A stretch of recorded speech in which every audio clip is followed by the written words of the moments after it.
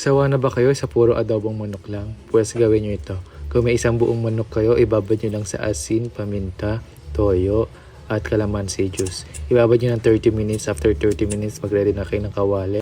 At lagyan nyo ng mantika. Pag mainit na yung mantika, iprito nyo yung pinabad na manok na 30 minutes. Huwag nyo masyadong iprito yung manok. Pag gantong kulay na siya, medyo brown na, okay na yan.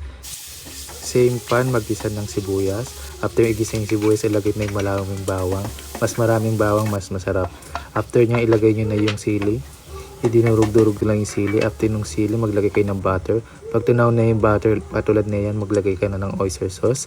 After nyo i-mix yung oyster sauce, ilagay nyo na rin yung ating tomato paste. I-mix nyo lang yan ng parang ganyan. Pakuluin nyo lang na mabuti. Pag ganyan na, ilagay nyo na yung isang Sprite na mismo. Pakuluan nyo lang yung ng 2 minutes. After 2 minutes, pag kumukulo na, ilagay natin yung pinagbabaran ng manok kanina. At ilagay nyo na yung chicken cubes.